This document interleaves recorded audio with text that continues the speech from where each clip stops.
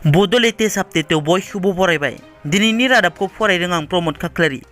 गिबि निउस दङ। BTCनि बारग' गाहाय हाग्रामा महिलारिनि सायाव मावफुं सोद्रोमा राकेश ब्रह्मनि बेरफुसार बिबुंथि। बिथाङा बुङोदि हाग्रामा महिलारि बिथांखौ जों गासैबो मिथिगौ। बिथाङा मासे सियाल बोराय सम सफैनायाव बारि खनायाव थाखोमानानै सोंथिंबायगासिनो दं होननानै। दिनैनि समाव बेफोरबायदि सियाल बोराया जेबो खामानि गैलिया, हाराया गोरा नंलिया, गासिबो दुरबल जाजोब्बाय।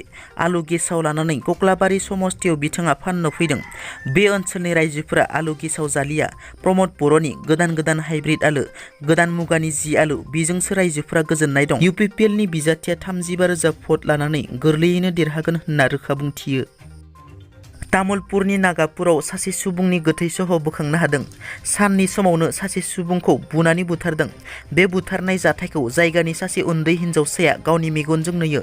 मिथिनो मोननाय बादिब्ला मिथुन दास मुंनि सासे सुबुङा गवालपारा जिल्ला दरांगिरिनि आनन्दराफाखौ बुनानै बुथारदों। जिउ गुमानाय आनन्दराफानि देहायाव माखासे गोब्राब जखम जानायनि सिन नुनो मोननाय जादों। बे खौरांखौ मोननानै तामुलपुर पुलिस बिफाना जाथायथिलिसिम सौहैनानै गोथै देहाखौ बोखाङो।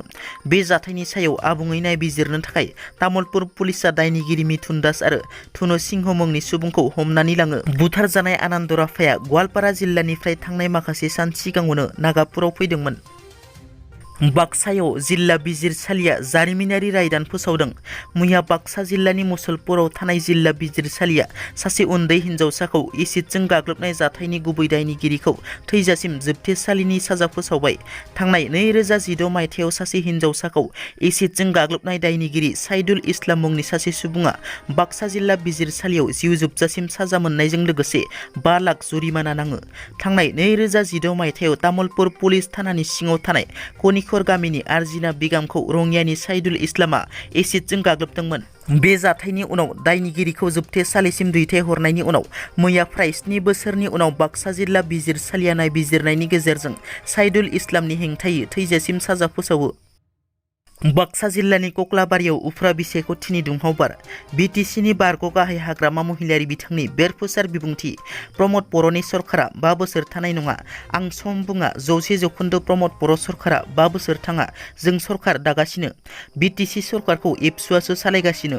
प्रमद बर'आ ABSUनि बारग' आफादगिरि। बिथाङा खामानि मावब्ला हारिनि थाखायसो खामानि मावगोन। सोरबा असमिया, बेंगलि, सोरबा मुस्लिम, सोरबा नाथ, सोरबा सरनियानि थाखाय खामानि मावा। नोंथांमोनासो मोजां मोननानै बिथांखौ देरहाहोदों होनना हाग्रामा महिलारि बिथाङा खौरांगिरिफोरखौ बुङो। लोगोसे थांनाय एप्रिल दाननि 10 खालाराव दिल्लीयाव प्रमद बर' बिथाङा हाग्रामा महिलारि बिथांखौ लोगो हमना सावरायनायनि सायाव हाग्रामा बिथाङा बुङोदि BJPखौ BTCनिफ्राय होखारनो थाखाय प्रमद बर'आ सावरायनो आंखौ लिंदों होनना बुंथियो। बाक्सा जिल्लानि सालबारियाव ABSUनि मावथिफोरा सासे कम्पिउटार फोरोंगिरिखौ गाज्रियै बुनायनि अजद। कम्पिउटार फोरोंगिरिखौ कम्पिउटार मिरुनिफ्राय ABSUनि मावखुलियाव लांनानै बुनायनि अजद। कम्पिउटार फोरोंगिरि जतिस दासआ सासे बर' सिख्लाजों फट' खेबजानायनि दायावनो ABSUनि मावथिफोरजों बुजायो होनना नखरनि सुबुंफोरा फोरमायनाय बादिब्ला कम्पिउटार फोरोंगिरि जतिस दासआ थांनाय माखासे सान सिगां सासे बर' सिख्लाजों सेलफि लानाय जादोंमोन। बिनि सायाव रागा जोंनानै ABSUनि मावथिफोरा ABSUनि मावखुलियाव लांनानै मबाइलनि फोरमानखौ नायनानै गिबियाव आखाइजों बुयो आरो उनाव लावथिजों बुयो होनना। बे जाथायखौ मिथिनानै जतिस दासनि बिमाया सालबारि ABSUनि मावखुलियाव थांनानै फिसाज्ला जतिस दासखौ लांफैयो।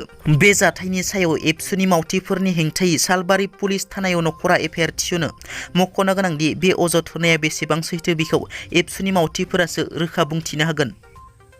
थांनाय सनिबार मोनाबिलिनि 9 रिंगानिफ्राय समबार फुंनि 9 रिंगासिम DID लिटल मास्टार टप 10नि भटिंआ जालांबाय। बे भटिंआव बर'नि फिसा नबजित नार्जारिनो बर' रायजो राजाफ्रा भट होनानै गिबि राउन्डआव देरहाहोनायनि थाखाय नबजित नार्जारिनि बिमाया बयनिसिमबो रोजा रोजा साबायखर बावहरो आरो फैगौ सनिबार आरो रबिबाराव बिब्दिनो भट होनानै देरहाहोनो थाखाय गासै बर' रायजो राजानिसिम आरज गाबहरो नबजित नार्जारिनि बिमाया। दिनैनि रादाबा एसेनोसै। नोंथांमोना जुदि आंनि चेनेलखौ दासिमबो साबस्क्राइब खालामाखै, अन्नानै साबस्क्राइब खालाम। गोजोन्थों।